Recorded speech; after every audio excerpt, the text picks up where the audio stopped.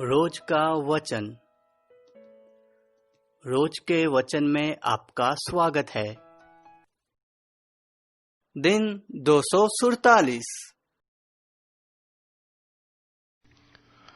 हाय उन पर जो घर से घर और खेत से खेत यहाँ तक मिलाते जाते हैं कि कुछ स्थान नहीं बचता, कि तुम देश के बीच अकेले रह जाओ।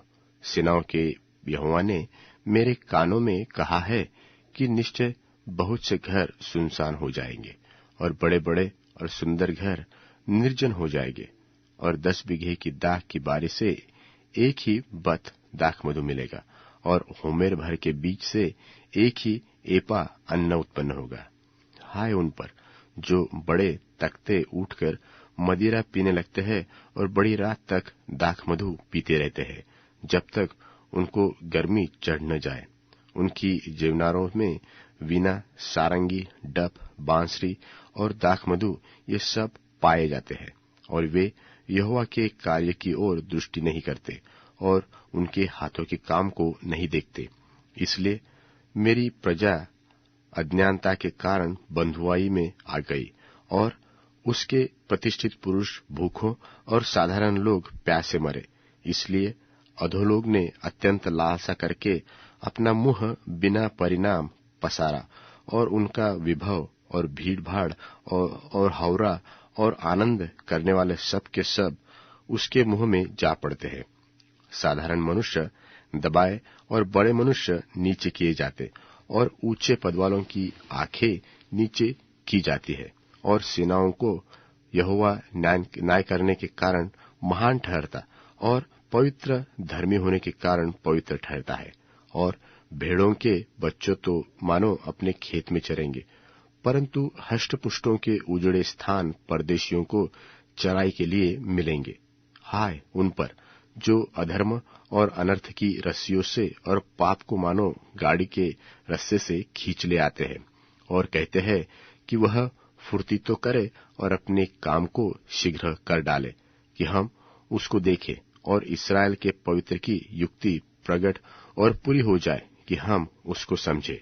हाय उन सब पर जो बुरे को भला और भले को बुरा कहते, और अंधियारे को उजियाला और उजियाले को अंधियारा ठहराते हैं, और कड़वे को मीठा और मीठे को कड़वा करके मानते हैं। हाय उन पर जो अपनी दृष्टि में ज्ञानी और अपने लेखे बुद्धिमान है। हाय उन पर जो दाख मधु पीने और वीर और मदिरा को तेज बनाने में बहादुर है, और घूस लेकर दुष्टों को निर्दोष और निर्दोषों को दोषी ठहराते हैं। इस कारण जैसे अग्नि की लौ से घुंटी भस्म होती है और सूखी घास जलकर बैठ जाती है, वैसे ही उनकी जड़ सड़ जाएगी और वे फूल धूल होकर उड़ जाएंगे, क्योंकि उन्होंने सेनाओं के यहोवा की व्यवस्था को निकम्मी जाना और इस्राएल के पवित्र के वचन को तुच्छ जाना है। इस कारण यहोवा का क्रोध अपनी प्रजा पर भड़का है, और उसने उनके विरुद्ध हाथ बढ़ाकर उनको मारा है, और पहाड़ कांप उठे और लोगों की लोथें सड़कों के बीच कुड़ासी पड़ी है। इतने पर भी उनका क्रोध शांत नहीं हुआ। उसका हाथ अब तक बढ़ा हुआ है, और वह दूर दूर की जातियों के लिए झंडा खड़ा करेगा और सीटी बजाकर उनको पृथ्वी की छोर से बुलाएगा। देखो, वे पूर्ति करके वेग से आएंगे। उनमें कोई थकने वाला व ठोकर खाने वाला नहीं, कोई ऊँघने वाला व सोने वाला नहीं। किसी का फेटा नहीं खुलता और किसी के जूतों का बंधन नहीं टूटता। उनके तीर चोखे और उनके सब धनुष चढ़ाए हुए हैं। उनके घोड़ों के खूर वज्र के और रथों के पहिए बवंडर सरीखे हैं। वे सिंह व जवान सिंह की नाई गरजते हैं। वे गुर्राकर अहेर को पकड़ लेते हैं और उसको कुशल से ले भागते हैं, और कोई उसे उनसे नहीं छुड़ाएगा। उस समय वे उन समुद्र के गर्जन की नाई गरजेंगे, और यदि कोई देश की ओर देखे तो उसे अंधकार और संकट देख पड़ेगा, और ज्योति मेघों से।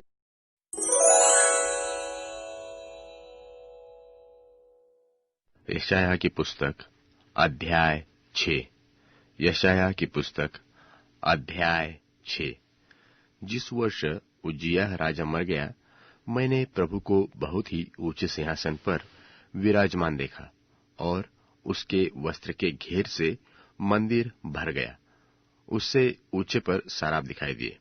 उनके 6 पंख थे और 2 पंखों से वे अपने मुंह को ढांपे थे और 2 से अपने पांवों को और 2 से उड़ रहे थे।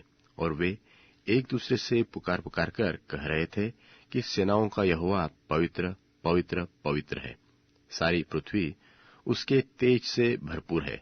और पुकारने वाले के शब्द से डेवड़ियों की नेवें डोल उठी और भवन धुएं से भर गया।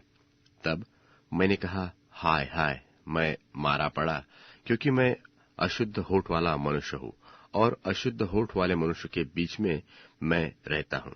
और मैंने सेनाओं के यहोवा महाराजाधिराज को अपनी आंखों से देखा है। तब एक साराप हाथ में अंगारा लिए हुए, जिसे उसने चिमटे से वेदी पर से उठा लिया था, मेरे पास उड़कर आया और उसने उससे मेरे मुंह को छूकर कहा, देख, इसने तेरे होठों को छू लिया है, इसलिए तेरा अधर्म दूर हो गया और तेरे पाप ढांपे गए। तब मैंने प्रभु का यह वचन सुना कि मैं किसको भेजूं और हमारी ओर से कौन जाएगा। तब मैंने कहा, मैं वहां हूं, मुझे भेज। उसने कहा, जाकर इन लोगों से कह कि सुनते ही रहो परंतु न समझो, और देखते ही रहो परंतु न बूझो। तू इन लोगों के मन को मोटे और उनके कानों को भारी कर और उनकी आंखों को बंद कर। ऐसा न हो कि वे आंखों से देखे और कानों से सुने और मन से बूझे और मन फिरावे और चंगे हो जाए।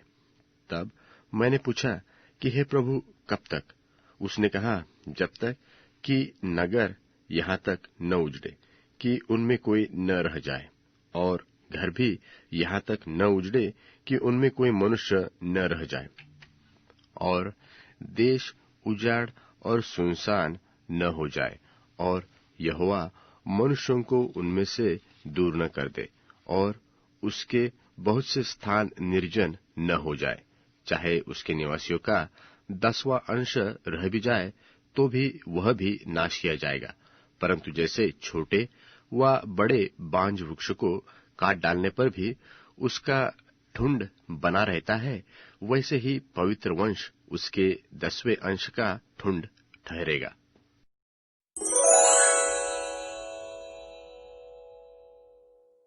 यशायाह अध्याय 7। यशायाह अध्याय 7। यहूदा का राजा आहाज, जो योताम का पुत्र और उज्जियाह का पोता था, उसके दिनों में आराम का राजा रसीन और इस्राएल के राजा रमल्याह के पुत्र पेकह, इन्होंने यरूशलेम से लड़ने के लिए चढ़ाई तो की, परंतु युद्ध करके उनसे कुछ बन न पड़ा। और दाऊद के घराने को यह समाचार मिला था कि अरामियों ने एप्रेमियों से संधि की है। तब उसका और प्रजा का भी मन ऐसा कांप उठा जैसे वन के वृक्ष वायु चलने से कांप जाते हैं। तब यहोवा ने यशायाह से कहा, अपने पुत्र शार्याशूब को लेकर ऊपरली पोखरे की नाली से सीरे पर धोबियों के खेत की सड़क पर आहाज से भेंट करने के लिए जा, और उससे कह कि सावधान रह और शांत हो, और उन दोनों धुआं निकलती लुकटियों से, अर्थात रसीन के और आरामियों के भड़कते हुए कोप से और रमल्याह के पुत्र से मत डर, और न तेरा मन कच्चा हो, क्योंकि आरामियों को और रमल्याह के पुत्र समेत एफ्राइमियों ने यह कहकर तेरे विरुद्ध बुरी युक्ति ठानी है कि आओ, हम यहूदा पर चढ़ाई करके उसको घबरा दे और उसको अपने वंश में लाकर ताबेल के पुत्र को राजा नियुक्त कर दे। इसलिए प्रभु यहोवा ने यह कहा है कि यह युक्ति न तो सफल होगी और न पूरी होगी, क्योंकि आराम का सिर दमिश्क और दमिश्क का सिर रसीन है। फिर एफ्रेम का सिर शोम्रोन और शोम्रोन का सिर रमल्याह का पुत्र है। 65 वर्ष के भीतर एफ्रेम का बल टूट जाएगा और वह जाति बनी न रहेगी। यदि तुम लोग इस बात की प्रतीति न करोगे तो निश्चय तुम स्थिर न रहोगे। तब फिर यहोवा ने आहाज से कहा, अपने परमेश्वर यहोवा के कोई चिन्ह मांग, चाहे वह गहरे स्थान का हो व ऊपर का हो। आहाज ने कहा, मैं नहीं मांगने का, और मैं यहोवा की परीक्षा न करूंगा। तब उसने कहा, हे दाऊद के घराने, सुनो, क्या तुम मनुष्य को उकता देना छोटी बात समझकर अब मेरे परमेश्वर को भी उकता दोगे? इस कारण प्रभु आप ही तुमको एक चिन्ह देगा। सुनो, एक कुमारी गर्भवती होगी और पुत्र जनेगी, और उसका नाम इम्मानुएल रखेगी। वह मक्खन और मधु खाएगा, जब तक कि वह बुरे को त्यागना और भले को ग्रहण करना न जाने, क्योंकि उससे पहले कि वह लड़का बुरे को त्यागना और भले को ग्रहण करना जाने, जिस देश के दोनों राजाओं के विषय में तू घबरा रहा है, वह निर्जन हो जाएगा। यहोवा तुझ पर और तेरी प्रजा पर और तेरे पिता के घराने पर ऐसे दिनों को ले आएगा कि जब से एफ्रेम यहूदा से अलग हो गया, तब से वैसे दिन कभी नहीं आए, और अर्थात अश्शूर के राजा के दिन। उस समय यहोवा उन मक्खियों को, जो कि मिस्र की नहरों से उधर रही है, और उन मधुमक्खियों को, जो अश्शूर देश में रहती है, सीटी बजाकर बुलाएगा, और वे सब की सब आकर इस देश के पहाड़ी नालों में और चट्टानों के दरारों में और सब भटकटइयों और सब चराइयों पर बैठ जाएगी। उसी समय प्रभु महानद के पार वाले अश्शूर के राजा रूपी भाड़े के छुरे से सिर और पांव के रोए मुड़ेगा। उस छुरे से दाढ़ी भी पूरी मुड़ जाएगी। उस समय ऐसा होगा कि मनुष्य केवल एक कलोर और 2 भेड़ों को पालेगा, और वे इतना दूध देगी कि वह मक्खन खाया करेगा, क्योंकि जितने इस देश में रह जाएंगे वह सब मक्खन और मधु खाया करेंगे। उस समय जिन जिन स्थानों में 1000 टुकड़े चांदी की 1000 दाखलताएं हैं, उन सब स्थानों में कटीले ही कटीले पेड़ होंगे। तीर और धनुष लेकर लोग वहां जाया करेंगे, क्योंकि सारे देश में कटीले पेड़ हो जाएंगे।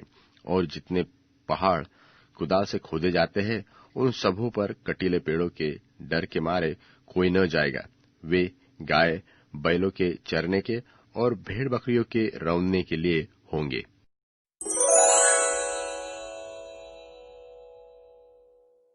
यशायाह अध्याय 8। यशायाह अध्याय 8। फिर यहोवा ने मुझसे कहा, एक बड़ी पटिया लेकर उस पर साधारण अक्षरों से यह लिख कि महर्शाला लाबज के लिए, और मैं विश्वासयोग्य पुरुषों को अर्थात उरिय्याह याजक और मेबेरक्याह के पुत्र जकरिया को इस बात की साक्षी करूंगा।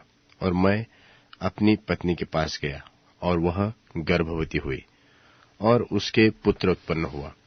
तब यहोवा ने मुझसे कहा, उसका नाम महर्शाला लाशबश रख, क्योंकि उससे पहले कि वह लड़का बापू और अम्मा पुकारना जाने, दमिश्क और शोम्रोन दोनों की धन संपत्ति लूटकर अश्शूर का राजा अपने देश को भेजेगा। फिर यहोवा ने मुझसे दूसरी बार कहा कि लोग शिलोह के धीरे धीरे बहने वाले सोते को निकम्मा जानते हैं, और रसीन के और रमल्याह के पुत्र के संग एका करके आनंद करते हैं। इस कारण सुन, प्रभु उन पर उस प्रबल और गहरे महानद को अर्थात अश्शूर के राजा को उसके सारे प्रताप के साथ चढ़ा लाएगा। वह अपने सब नालों को भर देगा और अपने सारे कड़ाड़ों से छलक कर बहेगा, और वह यहूदा पर भी चढ़ाएगा, और बढ़ते बढ़ते वह उस पर चलेगा और गले तक पहुंचेगा। हे इम्मानुएल, तेरा समस्त देश उसके पंखों के फैलने से ढप जाएगा। हे लोगों, हल्ला करो तो करो, परंतु तुम्हारा सत्यानाश हो जाएगा। हे पृथ्वी के दूर दूर देश के सब लोगों, कान लगाकर सुनो। अपनी अपनी कमर कसो तो कसो, परंतु तुम्हारे टुकड़े टुकड़े किए जाएंगे। अपनी कमर कसो तो कसो, परंतु तुम्हारा सत्यानाश हो जाएगा। तुम युक्ति करो तो करो, परंतु वह निष्फल हो जाएगी। तुम कुछ भी कहो तो कहो, परंतु तुम्हारा कहा हुआ ठहरेगा नहीं, क्योंकि परमेश्वर हमारे संग है।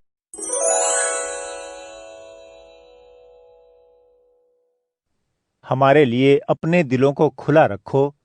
हमने न किसी का बुरा किया, न किसी को बर्बाद किया, और न ही किसी से फायदा उठाया। मैं तुम्हें दोषी ठहराने के लिए ये नहीं कह रहा हूं, क्योंकि मैं पहले ही से कह चुका हूं कि तुम हमारे दिल में इस तरह बस गए हो कि हम तुम्हारे साथ जीने और मरने को तैयार हैं। मुझे तुम पर काफी भरोसा है और घमंड भी। हमारी सारी परेशानियों के बावजूद तुमने हमें साहस दिया और खुश किया।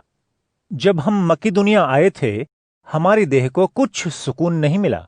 हम चारों तरफ से सताव से घिरे हुए थे।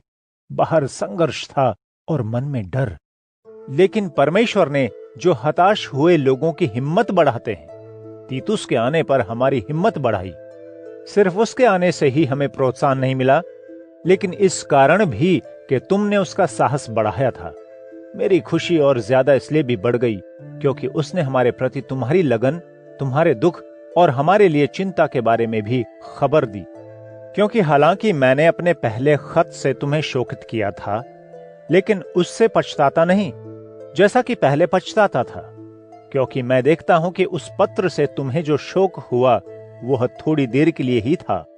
अब मैं खुश हूं, लेकिन इसलिए नहीं कि तुम्हें शोक पहुंचा, लेकिन इसलिए कि तुमने उस शोक की वजह से मन बदला, क्योंकि तुम्हारा शोक परमेश्वर की इच्छा के अनुसार था, न कि हमारी तरफ से, ताकि तुम्हें किसी बात में नुकसान न पहुंचे। जो शोक परमेश्वर की ओर से होता है वह मन बदलाव लाता है, और इसका परिणाम उद्धार है। ऐसा शोक हमारे अंदर पछतावा नहीं उत्पन्न करता है, लेकिन दुनियावी शोक मौत लाता है। देखो, इस परमेश्वर की ओर से शोक ने तुम्हारे जीवन में कितना बदलाव पैदा किया है। ऐसी तत्परता अर्थात अपने को निर्दोष साबित करने की चाह, कितना रोष, कितना डर, कितनी लालसा, कितना जोश तथा सजा देने की इच्छा उत्पन्न हो गई है। तुमने इस तरह से यह साबित कर दिया है कि तुम इस बात में निर्दोष हो। तुम्हें लिखे जाने में मेरा उद्देश्य यह नहीं था कि किसने अन्याय किया, किसके साथ अन्याय हुआ, इस पर गौर किया जाए, लेकिन यह कि परमेश्वर के निगाह में यह साफ दिख जाए कि तुम हमारे प्रति कितने गंभीर हो। इसलिए हमें तसल्ली मिली। इसके साथ ही तीतुस की खुशी देखकर हम और भी आनंदित हो उठे, क्योंकि तुम सबसे उसका जी हरा भरा हो गया था। इसलिए कि यदि मैंने तुम्हारे बारे में उसके सामने कुछ घमंड दिखाया तो शर्मिंदा न हुआ, परंतु जिस तरह से हमने तुमसे सब बातें सच सच कह दी थीं, वैसे ही हमारा घमंड दिखाना तीतुस के सामने भी सच निकला। जब उसको तुम्हारे आज्ञाकारी होने की याद आती है कि कैसे तुमने उसे आदर सम्मान से अपनाया, तो उसका तुम्हारे प्रति प्यार उमड़ पड़ता है। मुझे बहुत खुशी है, क्योंकि मैं तुम पर पूरा भरोसा रख सकता हूं।